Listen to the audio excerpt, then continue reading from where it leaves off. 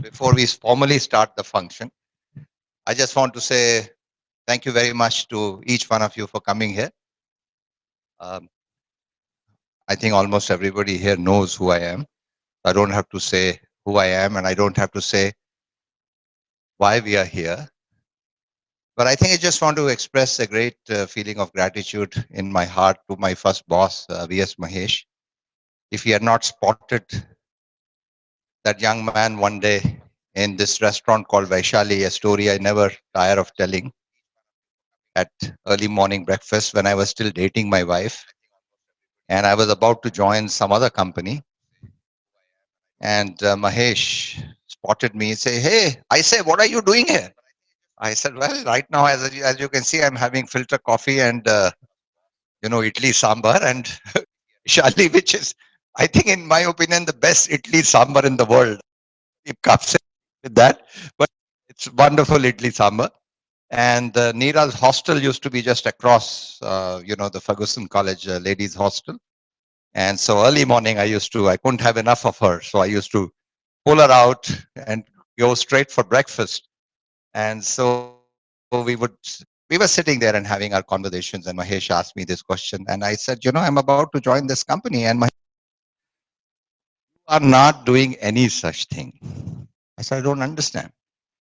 He said, no, you're coming tomorrow to see me. I said, but I thought you have stopped recruiting management trainees because there was a decision that we took. And partly because of the work I had done in my project, I would like to think, where I had worked on the importance of engineers in Tata Motors and full-time apprentices and workmanship, and said, why do you want to recruit these MBAs and recruit them very many more levels above through this Tata Administrative Services and management training programs? So Tata Motors Pune was the first Tata company said, even though Mahesh and Arun Maira himself, for example, were TAS officers, they said, we'll take a break from that program. We'll also take a break from the full-time apprenticeship program. No, not full-time apprenticeship, the management training program. And we will focus on our engineers. And so people like Pradeep, so, this will focus on people like him because they will build the company of tomorrow, right? So in any case, so he said, don't worry, there is another wave that we can recruit MBAs under not the so-called TAS or the other program, but we have something unique. So why don't you come anyway? So that's how my journey in industry started. He said to me, are you going to spend the rest of your life selling soap? Help me to build the finest auto company in this part of the world. And, that's the way he put it. And, he had that sense of vision. And I'm extremely grateful to him. I'm not sure if Mahesh is watching this, but she may be on the webcast. I'm sorry that we are not able to have him here with us because, as you know, in Chennai, literally as I was speaking to her, it started raining again. So with your permission, after a few minutes before we start the program, we would also like to offer a prayer to the rain gods in Chennai, so they are kinder to our family members in Chennai. And before we go into more conversations, I just want to say that a very special, also warm welcome to Mahesh's first boss, which is Arun Maira. Mr. Arun Maira, who's sitting here, who was, when I joined,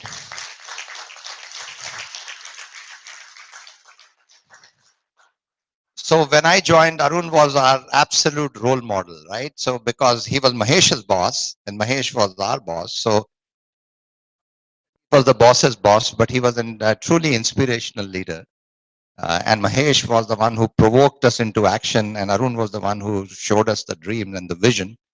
I personally didn't get to work that much with Arun at that time, but through Mahesh's interpretations of what you stood for, that itself was quite compelling and quite, inspiring. So look at Arun, and we used to say, wow. And we used to look at Mahesh, and we said, not just wow, but oh my God, because Mahesh had that energy of pushing everybody, to say to raise your game, and he would do little things, which I think we'll talk some more about later.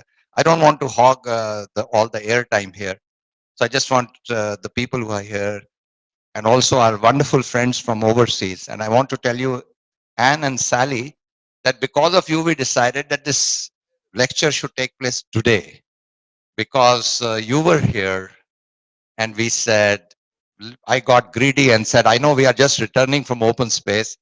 I knew we are going to be probably wanting something to do in between, but then I said, this is the only time that we could host the open space. So why don't we begin first with you and then with Arun and then Pradeep Kapse and anyone else who worked with Mahesh, just a few lines about him before we formally invite Ajay to and my students introduce our guest this evening and for him to talk about his story. But we'll begin with you and then go to Arun and talking a little bit about the man who has brought all of us together. So, Anne, over to you.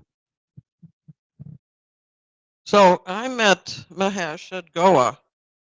At the same time, I met Anil, and he was a then turned out he and Haim, his wife, turned out to be a very important figure in my life because of his utter integrity and also his approach to service. He believed that service was the evolution of the whole person in service of some larger task, which included the work they were doing. And I think he had an unusual impact on anyone who has any association with service industries or the concept of personal service. And I was really sad when he died because I was looking forward very much to meeting him here, as well as I met him many times at Buckingham, where he taught for quite some time after leaving India for his teaching. So hello, Haim, if you're watching this, and sorry I'm not seeing you today. I ran a program in innovative leadership and management, and Anil has used to lecture. I no longer am there, but I remember vividly when Mahesh came and taught for us because he had such a global perspective. I mean, he was really opening our eyes to what was possible in the area of service. I think he inspired all the students because it wasn't just, they weren't just ideas for him, it was a very deep practice that he had developed. So we were very grateful for the teaching that he did with my program.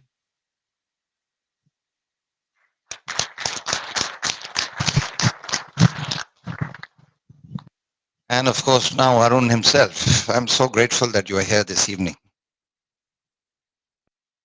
Anil said that Mahesh had a dream, Anil had a dream, I had a dream, we had a dream.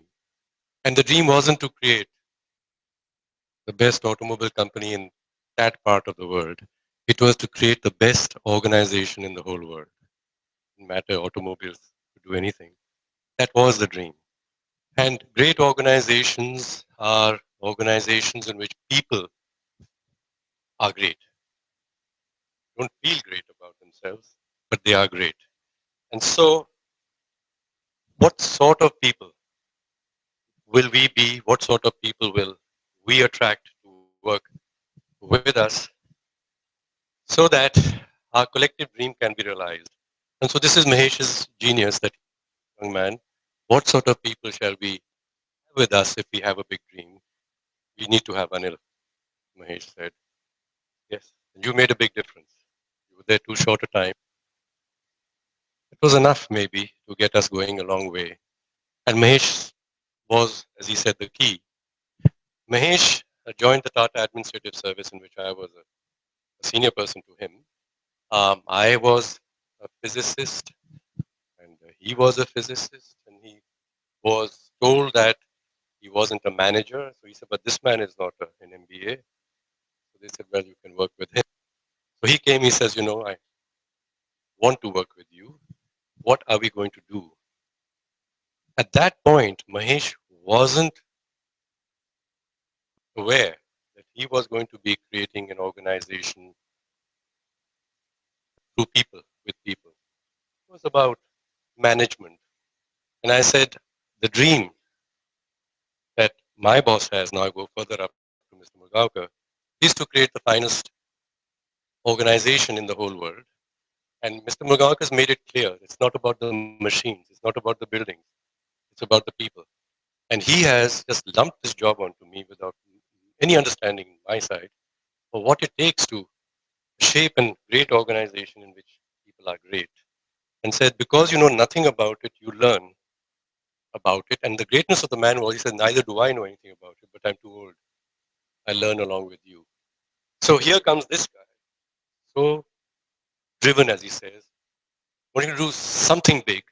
And I said, this is what I have been asked to do. Will you work with me? And he said, yes. The next question he asked, he said, it's a big job. So how many people are we going to have working in his department? I said, zero. He said, but such a big job. Need to have large numbers of people. I said, no, Mahesh. We are not going to be a large department. The organization is going to be a great organization. We're going to find people who know how to get big things done without having staff. So find others, partners around you, who have the same spirit, that they can inspire others. And the work will be done by others. They will be doing great things in the work that they do. We'll get people like here, Kapse, Mr. Kapse, Pradeep, who would want to say, I'm going to be the finest engineer building the finest, whatever, engineering company in the world. Get these Indians together and they will build themselves up. They will become great. And so our job is done. We don't need a department here. So that was the spirit. And as Anil points out, it is very infectious, really infectious. And so those were great days. And I do feel that we were like, was it Arthur and his great knights? And so, you know, we are shaping a new world. We are shaping a new world. Yeah. Did you feel like that? He's thinking, but he was doing the hard work, you see. We would do the work, Mahesh, myself, Anil for the short while he was there, Mahesh and me for a long time, was feeling inspired by the inspired work others were doing, who were really doing the hard work, right? So to Mahesh, I would say this, that he was the kingpin. He was the kingpin, because as Anil points out, um, people have dreams. And then you get a young person and say, well, you got to help us to realize our dream, to execute. So he had the tough job. It's all very well to dream and then to say you got to build a big institution without giving me any resources to do it. And yet it was done. So that's the greatness of Mahesh. And what he learned, I learned, and my boss learned, we all learned, went on to become world respected, developing organizations and development organizations for organizations, taught in Buckingham, wrote books, came back to India, respected as an international leader in, I think he was the first in the world, amongst the first in the world in service organizations, and which in India has become a big thing today. So I keep remembering my best friend, great partner, Mahesh. Every time I think about an organization or I meet an organization that says, you know, we want to be better, and Mahesh, thank you for inviting me, Anil, once again. Uh, Share my remembrances. I remember him often. You don't have to invite me to remember him, but to share my remembrances with others, many others, young people here. And I do hope that that spirit, that it's not about my position, it's not about my power, it's about the power that others have. How could I invoke it? Many of you will not go into the human resources functions. We didn't even call ourselves that. It was something new. You want any function which you expect it to be responsible for the inspiration, the quality of human resources. It may be in marketing, it may be in finance. And so in which case it may be much about yourself. What inspires you? What makes you do things which will make the world feel that you have helped to make a better world? Selling more cosmetics? Yes, of course, if that's the job. How do you do it? How do you care for something more than the same leadership will inspire others. Like Anil, I know you inspire these young people. Mahesh inspired me still. Thank you very much.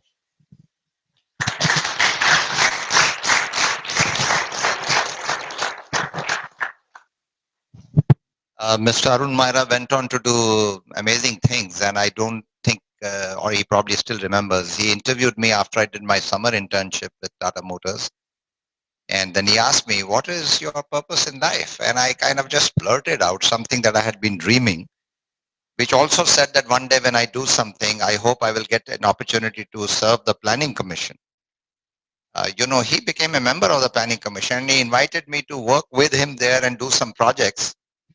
But it's just very interesting because when I was growing up, I thought planning commission was the think tank that will change the country. Of course, by the time we got there, we understood India was far more complex and one planning commission just cannot do it by itself. But, it's just one of those things that actually happens. So I want to say that similarly, we now have Pradeep just talking a little bit. Pradeep Kapse was, when we were in telco, he was considered as that aspect of the best engineer. When Mahesh sold the idea that they should stop recruiting MBAs for several years, he said, we have people like Pradeep Kapse. So this man was considered as one of the finest engineers at that time. And, he will talk about his own source of what Mahesh meant to him for a few minutes. Go ahead. Thank you. Thanks, Anil, for making me speak here and offer my Shraddhanjali to my Mr. Mahesh. Well, it is 1972 when we graduated from our engineering colleges, and as a bunch of 36 absolutely handpicked, selected guys, it was a tough competition to reach, but finally we made it. And then Mahesh was there to receive us, and Mahesh was the shoulder on which we could always rely upon. He was such a friendly person. I mean, we never had this problem out there and how to reach, how to approach Mahesh. Mahesh was always there when we wanted him. So fabulous, one part. Second, we were all engineers. We wanted to join a good company, and Tata or Telco was one of the finest of the engineering dream a graduate training could ever think of. And we were there. So first, number one dream fulfilled. Second was to reach heights in that organization and make Telco realize that we made a difference. So I think that inspiration we got from Mahesh in the first lecture when he addressed all engineers. He said, you guys are here to make this company one of the best in the world. So get ready. Your job is not easy, but your job is very interesting. And I will continue to offer you interesting opportunities in this organization that you will never be short of. And that he proved right. And he became a fantastic friend of mine. I think he was an amazing person. So, so we made history, of course. I mean, just because of that, the first batch, our batch was the first batch of all India basis, and he wanted we set of boys to learn at that time what organization is all about, and he selected two people from the whole batch to work with Mr. Jagadhar, who was the director and general manager, as his executive assistant or assistant, what do you call it. And fortunately, I was one of them to get selected and worked with him for 1.5 years. And that was an amazing experience, I tell you. I think at that age, I realized, what big organizations all about, how they operate, and what you need to be to become one day like Mr. Jakadhar. So we used to emulate him because this is what our boss was. And then we had Mr. Maharaj coming in after him when I finished that and I was working in various production units. Mr. Maharaj came in and he brought a totally different set of skills than what Mr. Jakadhar had. So I think we had the best of the combination in having two leaders who were coming from two different. One was so humane. I mean, engineering companies are really, very dry. They're always much more about nuts and bolts and numbers and tolerance and microns. Whereas he gave the concept of what heart-to-heart relationships are, what inspiration is all about, what vision is all about, what skill development is all about. How do you relate to people all about? How do you create a team and create a wonderful life out of it? So I think these are the parts, the kind of training which we attended at the time, whether it was TMTC, whether it's IIM, Ahmedabad, or a variety of places. Every year we used to go for about 1 to 2 training programs. And I am thankful to Mahesh, Mr. Myra, and the telco that those 10 years, they were absolutely fabulous. Even as on today, I think I lean upon that experience. It is just a fantastic experience. And I have become what Tata made me. Thank you very much. And also Mr. Mahesh. I'm so glad that Ajay Srinivasan, our guest speaker, his parents are here. So thank you very much for coming. Thank you for coming, and also other members of his family are here. So very nice. With these words, I'll ask Priyanka. She's been waiting patiently for me to finish this conversation so she can formally introduce this evening. Thank you so much, sir. I think it's very inspiring to see the kind of impact he's left on all of us. So I think I also speak on behalf of all the students at Soil when I say this, that we will continue to strive in every way possible to put all his values in practice. In line of what has been said so far, I'm reminded of a quote. It says, "Be gentle and you can be bold. Be frugal and you can be liberal. Avoid putting yourself before others and you can become a leader among men." I want to take a moment to thank all students and dignitaries once again for joining us for the memorial lecture of Mr. V.S. Mahesh. Mr. V.S. Mahesh inspired many to strive for excellence in the field of HR and service management. He was in the University of Buckingham for 17 years, where he created Europe's first course, a Master of Science in Service Management. When his colleagues from the university were asked to describe him, in unison they said, "He's kind, humorous, full of life, and highly original academician." It was his questioning mind, his sharp intellect, and his humility that is remembered to this day. Today, we also have the honor of having Mr. Ajay Srinivasan amongst us. Mr. Ajay Srinivasan is Chief Executive, Financial Services at the Aditya Birla Group since July 2007. It is known that under his leadership, the business has grown exponentially. In his career, Mr. Srinivasan has engaged with several bodies, including the Financial Planning Standards Board, the CII Committee on Financial Sector Reforms, among many others. He is also a member of the Advisory Board of the City of London. Mr. Srinivasan holds a BA Honours in Economics from St. Stephen's College and an MBA from IIM Ahmedabad.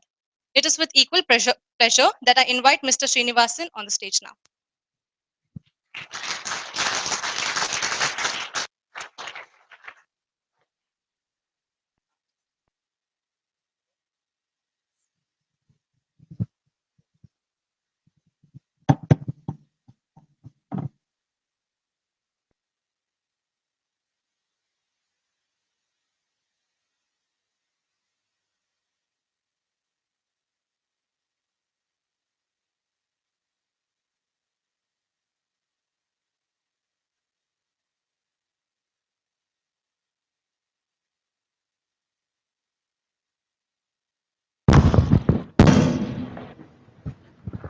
Okay.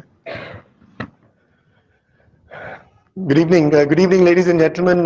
It's indeed a great pleasure to be with all of you today, and a real privilege and honor to be invited to deliver this third V.S. Mahesh Memorial Lecture. I had the good fortune of knowing V.S. Mahesh, or Mahi as he was fondly known, from very early in my life. I'm aware that in India we have fairly loose definitions of how people are related to each other, but I can claim that Mahi was related to me. Mahi was my mother's second cousin, and consequently a person I actually met quite often as I grew up in different parts of India. We shared a passion for that great Indian religion called cricket, with Mahi actually encouraging me to play the sport by getting me to play with the Tatas every time I came to Bombay and playing in their nets. Mahi, as I'm sure many of you know, began his career as a journalist in the Indian Express, but then soon moved on to the Tata Group, after which he moved on to Wipro. He then moved on to Buckingham in 1993, and his MSc in service management there was for many years the only course of its kind in the world. Mahi can best be described by many people, and my own personal experience, as someone who was multifaceted, multi-talented, extremely humorous, and absolutely full of life. He was a highly original academic and known for his questioning mind, his really sharp intellect, and his deep insights, in my view, into people management. In my view, Mahi cast a very long shadow in his chosen field, in spite of many of us who know He had actually a very diminutive frame. Mahi came from a very distinguished family, and not many of you may know that. An uncle of his was a Nobel laureate in astrophysics, and another a well-known metallurgist.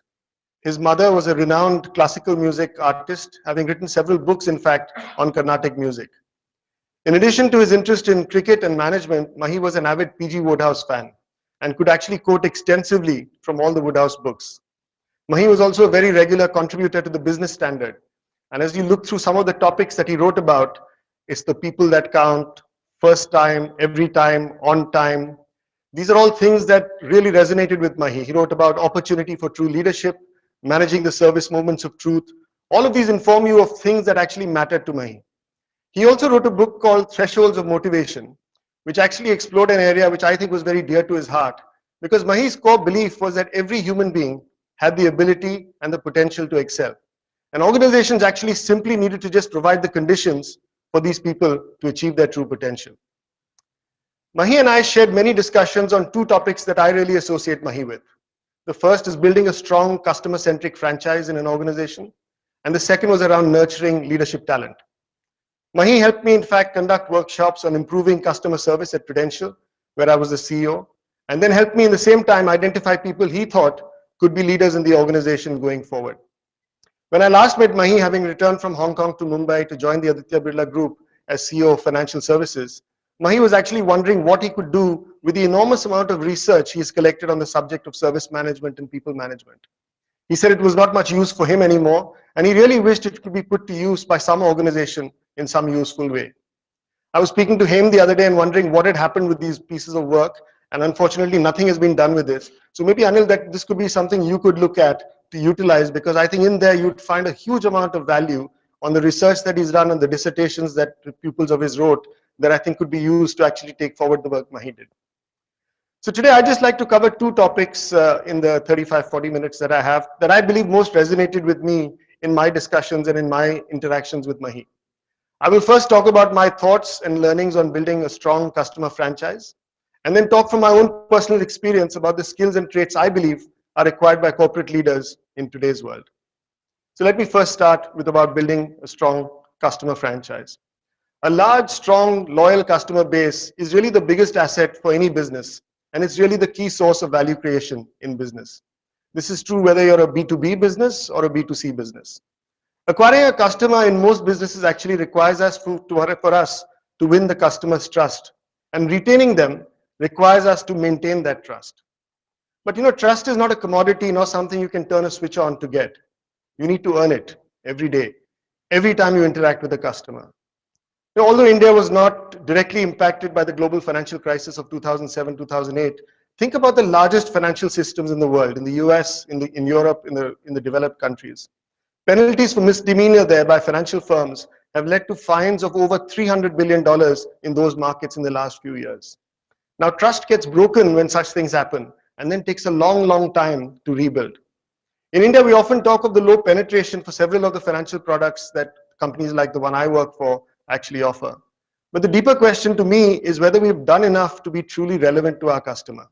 Do we really understand his or her needs? Do we talk their language? Do we put their interest ahead of ours? Do we serve them the way they want us to serve them? Because only if we do all of this regularly do we build trust.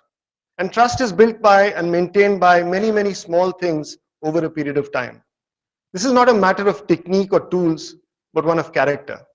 And it's only when we build that trust that we can really build a customer base and a lasting relationship with our customers.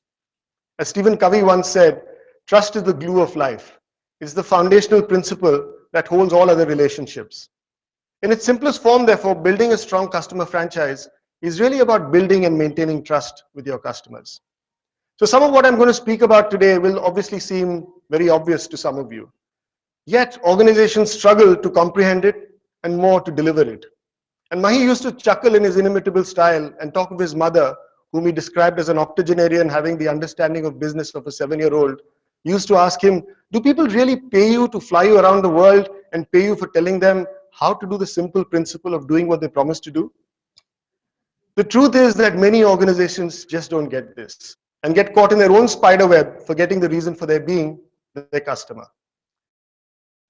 I want to talk to you now, therefore, about three broad pillars I believe are essential to build a strong customer franchise. These are firstly, understanding the customer. Secondly, innovating to constantly meet the needs and the changing needs of the customer. And third, to truly serve the customer. So let me now talk about each of these in a bit more detail. The first pillar is the starting point, which is really understanding the customer. We need to really understand the types of customers we're looking to serve, since we know all customers are not alike. We need to understand what the needs of these different customers are, whether they say it or not, and use every opportunity that we have to actually enrich our understanding of these customers. I was recently in the Silicon Valley and met a host of startups. What impressed me for sure was the qualifications and the passion of these entrepreneurs. But what was much more impressive to me was the clarity with which they thought about the customer problem they wanted to solve, and how they went about building an entire organization to address this simple customer problem. So we often don't think deeply enough about what role we are playing in our customer's life. But without knowing this, we are unable, therefore, to tailor products or services to meet the different customer needs through their life cycle. We also have adequate opportunity to actually interact with our customers on a regular basis. The question, though, to me is, do we use these opportunities to learn more about our customers? Companies who truly understand their customer needs are able to acquire many more customers than those who don't. And let's take the simple example of Apple. Just understanding what people need in terms of music, for instance, has meant they have today 800 million customers who use an iTunes account. Apple also popularized the idea of a touchscreen phone and a screen where you can zoom in or zoom out to tell them that was a customer need. This really came from a very deep understanding of their understanding of customers. China has gone down a different path. They have examples of many companies who've actually taken ideas developed elsewhere but customized it to the needs of the Chinese population. So Alipay today, a payment solution as well, has 350 million users, with 350 million users, is 3 times the size of PayPal, which is a global biggie with many years of leadership over them.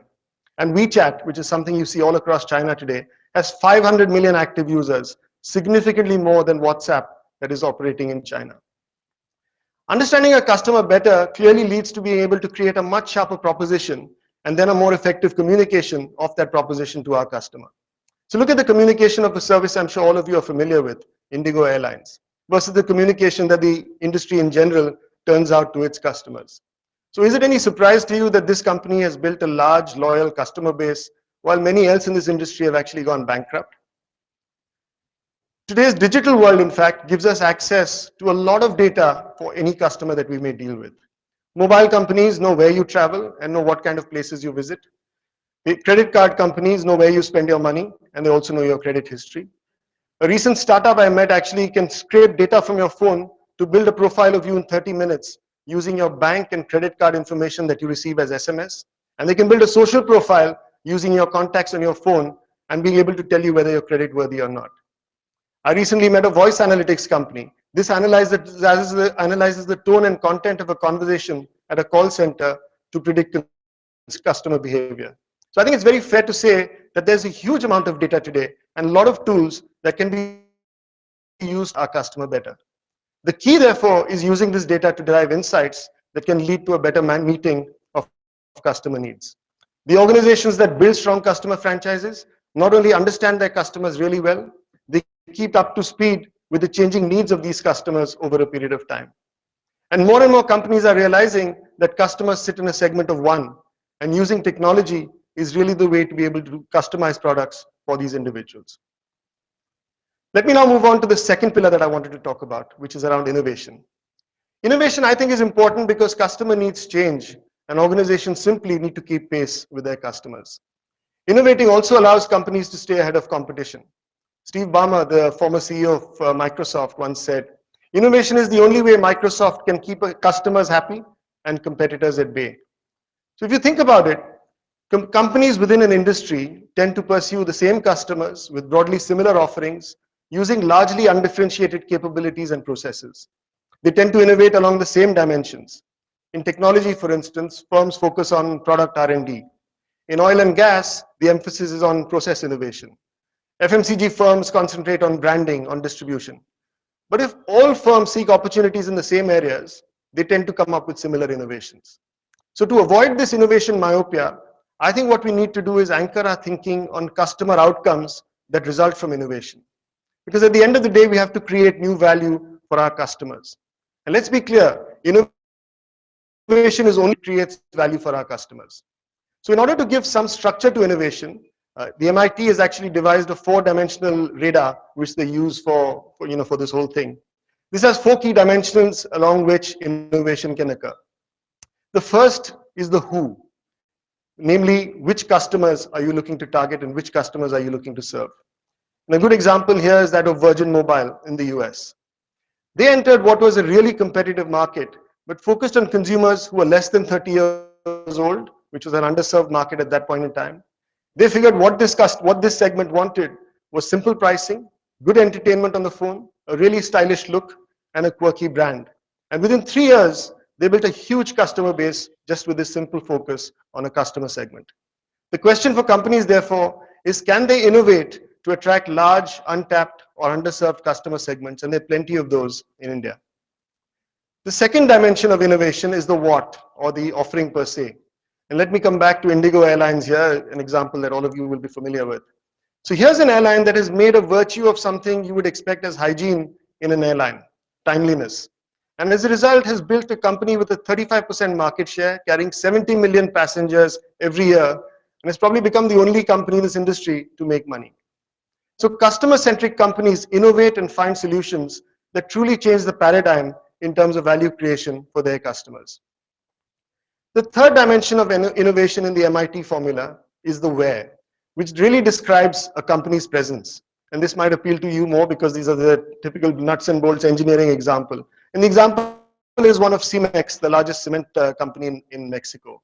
So ready to pour concrete in their market required a 48-hour advance order and a 3-hour delivery window. So what Cemex found was that construction was an unpredictable business, and half of their customers actually would cancel orders at the last minute. So what they did was they installed an integrated network with a GPS system, computers on board their trucks, and a satellite system that actually linked each plant and every portal to the truck so that they could track the status of orders. As a result, I'm told today they can offer a 20-minute window for delivering ready-to-pour concrete to their customers and have minimized last-minute cancellations. The fourth and the last dimension of innovation in the MIT model is focused on the how, which is really about process innovation. And I think, in India, we've seen the entire BPO model, for instance, is really come as a result of this innovation around processes. Or take the example of payments. Not so long ago, all of us have used checks and drafts and money orders to send money from one place to another. But I'm sure there are many people in this room today who use Apple Pay and Android Pay and PayPal and e-wallets and apps like HDFC Chiller app and soon to come payment banks that I think will completely change the way payments are made in this country. So mobile will replace checkbooks, and I think in time it will replace credit cards as well. And it won't be long, I think, before cash itself gets replaced by something else. So once a company recognizes that innovation is in these four dimensions I spoke about, I think it then needs to examine how it stacks up against its competition on each of these dimensions, and thereby identify where its opportunities might truly lie. So when a company identifies and pursues a neglected innovation dimension, it can change the basis of competition in that industry and leave the others at a distinct disadvantage. Good example here is Enterprise Rent a Car, which for instance began placing rental car locations in neighborhoods where people lived rather than in the airports where traditionally rental car companies used to place cars. This then set a standard for rental car companies, and competitors found it very difficult to respond quickly, giving Enterprise a huge advantage for many years. But while innovation is very important, and I've talked about some large innovations, let me also say that it doesn't always have to be big bang new stuff. Continuous improvement in everything we do is equally valuable. Let me now move on to the third pillar that I wanted to talk about in terms of building a strong customer franchise. And this was clearly one of Mahi's favorites, customer service. An intense level of customer focus is a trait I think you'll find at any company known for world-class service. But let's begin with first a reminder as to why the investment in great service is actually worth all this effort. When you go back to Nielsen's global report, recommendations from people I know every time beats other mediums for what builds people's trust in a brand. Where all of us in this room are now familiar with using customer reviews to decide which hotel we go to, which restaurant we eat at, and where we shop, and more recently even which doctor we go to. So it therefore clearly pays to have happy customers, and we know customers are ready, they're willing, and able to reward companies that provide good service. They're equally ready and able to create a very poor image of companies that don't provide good service. And it can take a very, very long time for such companies to get out of these situations. Amazon is one company that is regularly used and tops the charts, in fact, for outstanding service. So Jeff Bezos, the CEO, I'm told, periodically leaves a seat open at every conference room and every conference table so that, and he informs attendees that they should consider that seat occupied by their customer, the most important person in the room. Bezos also asks thousands of Amazon managers, including himself, to actually attend 2 days of call center training every year. His view is that understanding how your customers view, use, and talk about your product is vital information to have in business. Ritz-Carlton is another good example, and Mahi's one of Mahi's favorite examples of a company that provides top service. This focuses a lot actually on planning for mistakes and accidents. When you really think about it, this actually makes a lot of sense. It's much harder for employees to keep their cool when situations are going bad if they're not prepared to deal with it. And Ritz-Carlton actually trains their employees to anticipate the unexpressed wishes of their guests. Not the expressed wishes, but the unexpressed wishes of their guest. So during one stay of mine, for instance, the receptionist called me and said, we see that you're scheduled to leave and check out early tomorrow morning. Can we leave a pot of fresh hot coffee outside your door so you can have that before you leave? I never once said I wanted coffee. The customer focus at Nordstrom, another good example, has actually led to a retail giant that has a huge reputation for good service. So what does Nordstrom do, and what do their employees do that's different? So a former Nordstrom employee once highlighted all the various processes they follow to give the service culture that customers experience. And this was very simple. So he said, first, salespeople can offer to ring up your purchase without you ever having to stand in line. Second, salespeople are taught to walk your purchase around the counter to you rather than just handing it to you across the counter. A third thing is a Nordstrom salesperson rarely points to where you want to go. If you have a question about where something is located, they will walk you there. I could go through a number of such examples, but as you can see, the devil in service is definitely in the details. And many of these practices are not outrageous by any means, but you're not likely to find them in many other stores. It's the simple attention to detail that makes all the difference. And therefore, one of my favorite quotes about customer service comes from actually the CEO of LL Bean, Chris McCormick, who says a lot of people have fancy things to say about customer service, but it's actually just a day in, day out, ongoing, never ending, persevering, compassionate kind of activity. You should take extraordinary measures, not just to acquire users, but also to make them happy. Your first users, he says, should feel that signing up with you was one of the best choices that they ever made. And you, in turn, should be racking your brains to think of new ways to delight them. One of the problems about service management, with obviously Mahi was an expert in, and Mahi used to mention, was that the rules of factory management actually don't apply. And one of these rules is, if you cannot measure it, you cannot manage it, because it doesn't apply in service management. And the example I heard Mahi often use was based on research he did on women who entered a fashion outlet to actually buy goods. And he said in less than a minute, such customers decide whether or not the shop is likely to have the merchandise they would like to purchase and whether they should go in or not. Such customers, according to Mahi's research, considered 150 factors, some tangible, like the visual display, like the aisle space, like hygiene, like the colors that were there in the store, but many intangibles, like the smiles of the people in the store, like the willingness to help, and the general ambience of the store. So Mahi's thesis here was that since it was difficult to measure the quality of service, frontline staff who actually deliver service are best positioned to assure that service quality is delivered consistently and regularly. And therefore, it was imperative for the organization to train and motivate them to achieve the right results. So Mahi actually believed in Ken Blanchard's model, where the organizational pyramid is actually turned upside down, with customers on top, the frontline staff just below, and the rest of the organization really just being support to make sure the frontline staff can do their job to serve customers. So having covered the three pillars that I believe customers can use to build a strong customer franchise, let me just speak a little bit on the how. Being customer centric actually sounds very basic and simple, but it requires effort and a very specific mindset. This therefore has to be a culture, and this only happens if everyone shows the way.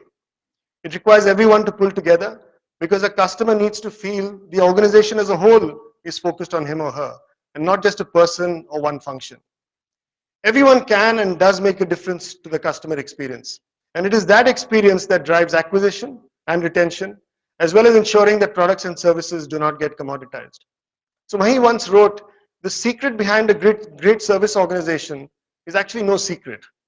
So to him, it was not about a tangible part of the business, which can be copied by competition, getting that right. Instead, it was about a systematic approach to people and creating a culture built on a bedrock of fairness and equity, augmented by what Anil is bringing to place here, inspired leadership. Mahi actually believed in the very simple principle of delivering on promises made, first time and every time. In fact, he once told me he didn't believe in this principle of caveat emptor or beware buyer. But he said, I'd rather believe in the principle of beware seller or caveat venditor.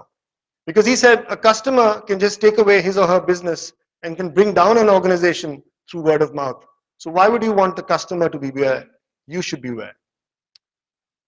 Let me now move on to the second part of what I want to cover today, which is really the toolkit I believe leaders of today require to thrive and succeed. And this was again an area I had many discussions with Mahi about.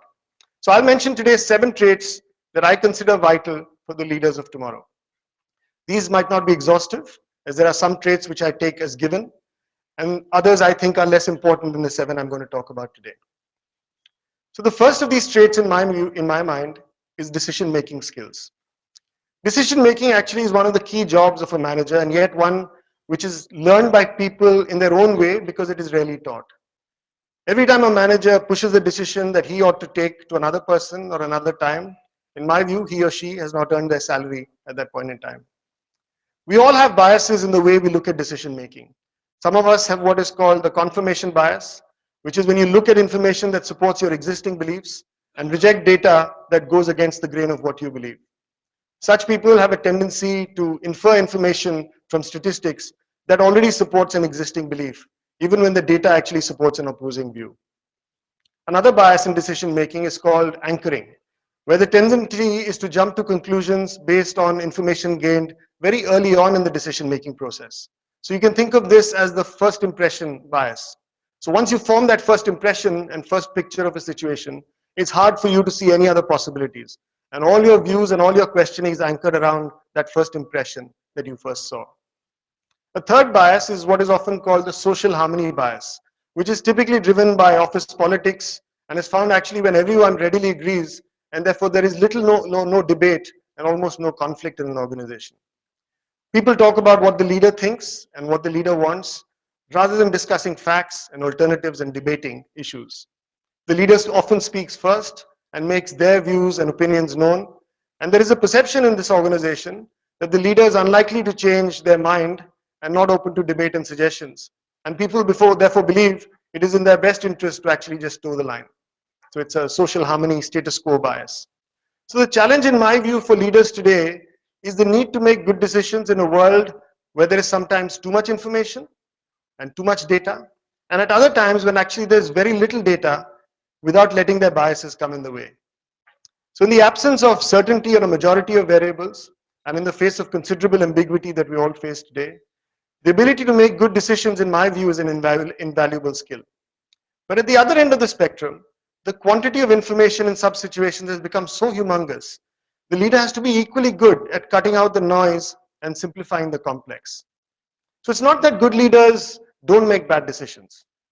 I think it's just that they're more often right than wrong, and at least they don't make any big mistakes. Let me move on now to the second trait I want to talk about, and this is about communication skills. Again, this is a skill that we're not really taught, but I think we learn for ourselves and we develop as we go along. But communication in a leader's hand, in my view, is a very powerful tool. It always has been, and it always will be. But the power that communication now yields, I believe, is far greater than ever before, and the need for it absolutely immense. The world today is much smaller and brought even closer by technology. Social media has taken communication to a completely new level, and handheld phones and with cameras have made everyone a potential photojournalist. So today, as a CEO of a business, I'm expected to communicate with my direct team, with customers, with distributors, with vendors, with regulators, with shareholders, with joint venture partners, with my boards, with media, with analysts. and at the same time ensure that my communication reaches the 13,500 employees who work for my company. I can't just shoot a mail and expect people to align. My voice has to often reach the last man on the ground. And if I don't have the communication skills to convey my vision or my strategy in a clear and sometimes inspiring manner, how can I expect the people down the line to align or collaborate towards achieving the objective that I want? And communication is a two-way street at the end of the day.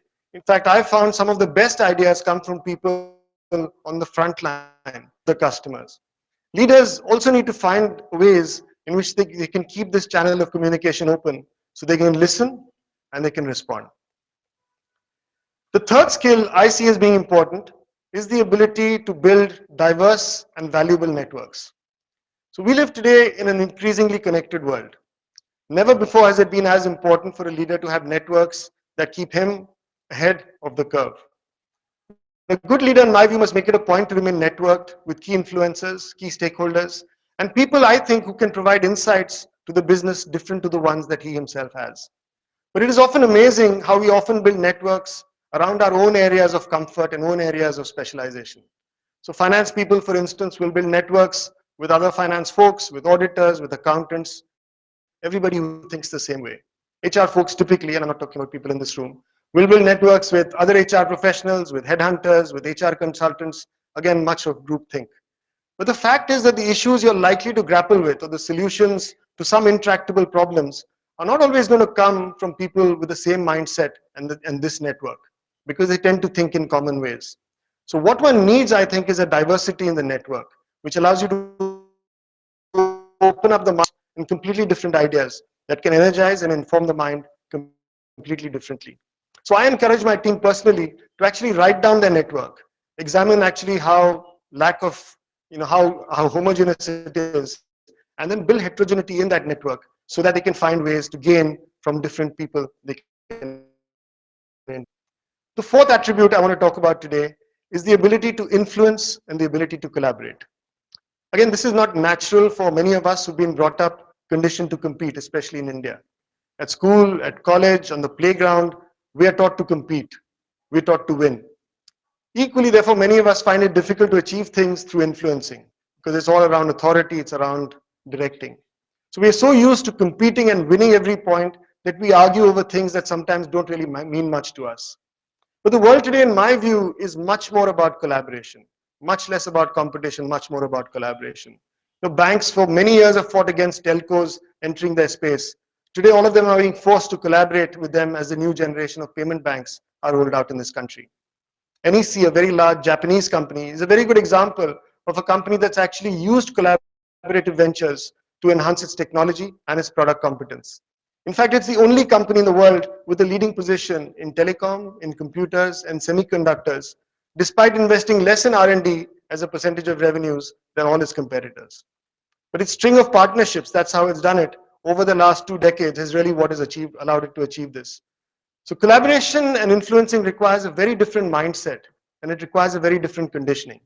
And I believe the leaders of tomorrow are going to have to build it if they are to succeed. The fifth skill I'd like to mention today is the ability for a successful leader to unlearn and to relearn. All of us have learned about the learning curve. I want to talk to you about the unlearning curve. This, to my mind, is driven by the person's agility of mind, adaptiveness, but most importantly, curiosity. All of which I think are very key attributes for a leader of today. So people often talk of the learning curve being critical for an individual. But the leader of today, the unlearning curve is probably more important. Because you simply cannot live in your past with your old ways because the world is changing very fast and you have to keep pace.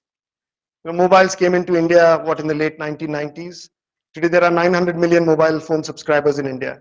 Recently, India crossed the US in terms of being the second largest internet users market in the world. Today, more people access the internet through their phone than through any other device, and this is driving m-commerce, as this says. So can a 55-year-old CEO and a 55-year-old leader of an organization actually ignore this trend and not adapt himself to the new reality that he's facing? Someone very nicely said in a very different context, banking is necessary, not banks. And so if leaders in banking, for instance, don't recognize that there might be other ways to meet their customers' needs, and if they don't adapt, I think they would be sitting ducks for the disruptors who are waiting to take their breakfast. So leaders need to unlearn and relearn and reinvent themselves almost every year, because in my view, otherwise, you get obsolete. The sixth skill I want to talk about today is about people skills. And again, one of Mahesh's fortes. But unfortunately, this yet again is one of those things that they don't really teach you very well at business schools. And yet it is often the single most important factor that determines success. The central challenge in my view of management, in fact, is the fact that you have to get what you want done, your vision, your strategy, your tactics, but you've got to get it done through someone else. So your ability to ensure that that person understands, aligns, and executes is obviously key. But if you do not know how to manage people, and you're not sensitive to their motivational needs, their concerns, their issues, their ways of functioning, then it's going to be a very difficult thing for you to get very far. So people skills, I think, have always been very important, but I sense it's becoming even more important. The loyalty that many of us have seen and expected in the past in the workforce, where people worked their entire careers, or at least a very large chunk of it, in one organization, I think is probably not the way of the future. Because in my view, the current generation seems to be much more exploratory, much keener to try different things, and is really looking for different things in their work and in their life. So the successful leader of today, in my view, has to play multiple roles of mentor, of guide, of expert, of authority figure, and ultimately of somebody who builds other leaders in this organization. This ultimately requires a very great understanding of people. Let me now talk about the seventh and the last attribute I'd like to talk about today in leaders. And this is really a mix of the personality traits I feel are critical in today's leader. These are a sense of optimism, self-motivation, and most importantly, resilience. In my view, optimism is actually a force multiplier. And while we're not expecting leaders to be unreal in their views, it's very important that they see opportunity in challenging situations. And that's only possible if they're optimistic. Equally, if they're going to find strengths in people rather than weaknesses, they've got to be positive looking. So people who are being led want to feel good, and a cynical, pessimistic leader clearly doesn't achieve that. All of us can think about the Achhe Din campaign and the chord it struck with so many Indians. It was all about optimism. Equally, with the volatility in today's world and the rapidity of change, finding motivation from within, in my view, is very important for any leader. Because we can coach and train for a number of things, but we can't coach desire and we cannot coach self-motivation. Both desire and motivation ultimately have to come from deep within. And then there's the need to be resilient. In a world with so much ambiguity, so much uncertainty, so much complexity, the ability to withstand adversity, obstacles, and challenges of a completely different order of magnitude is essential. You've got to be able to face these and motor on every day and get by. So in conclusion, I think it's reasonably fair to say, if I go back to Mahesh, one of Mahesh's pet authors, and I've gone against P.G. Woodhouse's advice, who said, I've always advised people never to give advice. Equally, I've run the risk of the speaker who gets so totally engrossed in his own topic that he forgets his audience. And Woodhouse again said, the fascination of shooting as a sport depends almost entirely on whether you're at the right or wrong end of the gun. I'm afraid so it is with a microphone.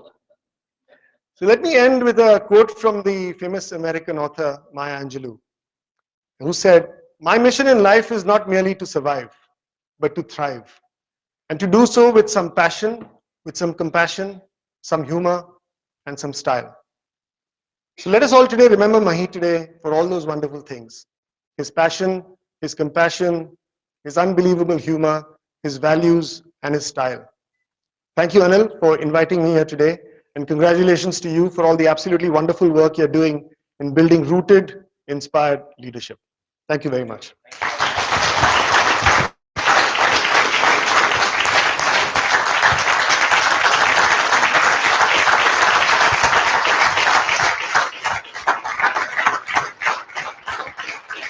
Thank you.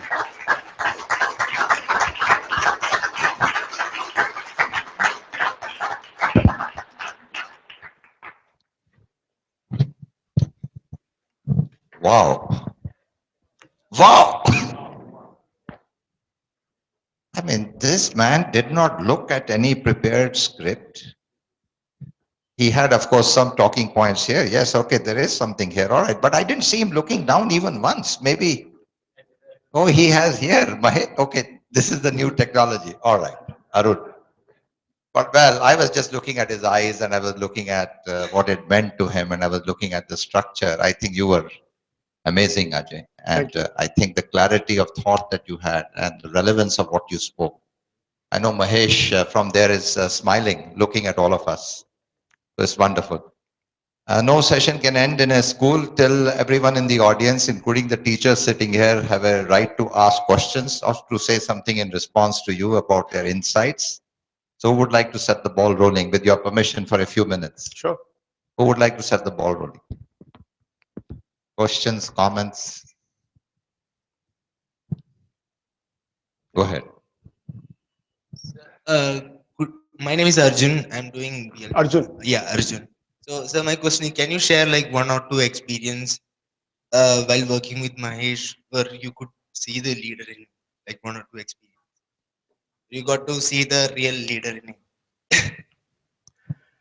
I think, in my view, the trait I saw in Mahi that I really it really struck home to me was his ability to see strengths in people rather than the weaknesses. And I think we often focus on the weaknesses, and when we have performance dialogues, and all businesses have that, we tend to focus so much on, these are areas you're not good at. This is what you need to focus on. This is what you need to get better on.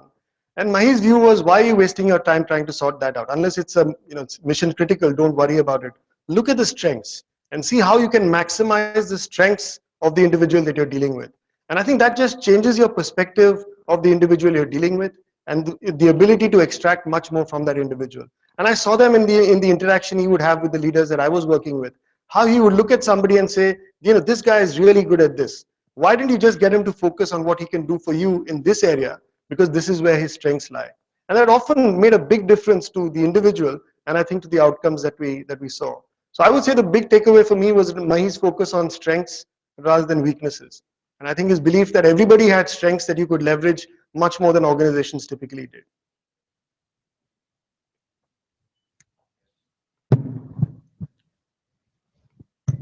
Thank you. I second everything that Anil sir said for you. So I would like to ask this thing that you said put the customer first. Okay. So now in this current scenario, you see how vigilante or how fickle-minded a customer is.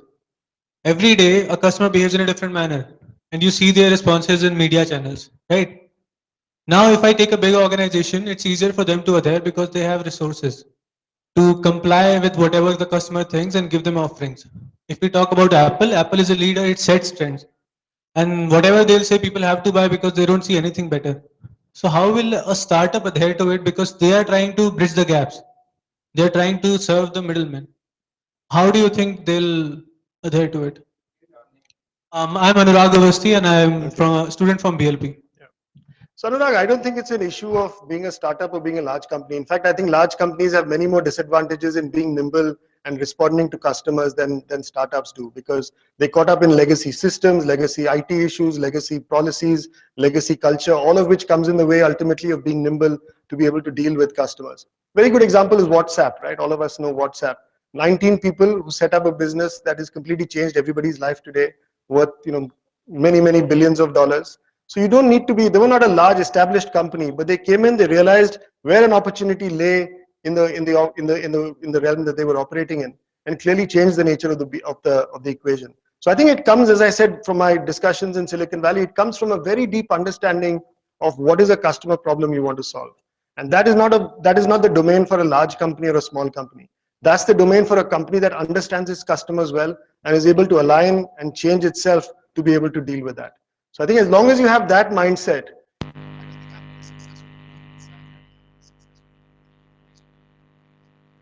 want before they can figure it out for themselves. That's what Steve Jobs said. He didn't believe in market research before they realize it themselves. So who realized that this is the way we're going to be looking at a mobile phone?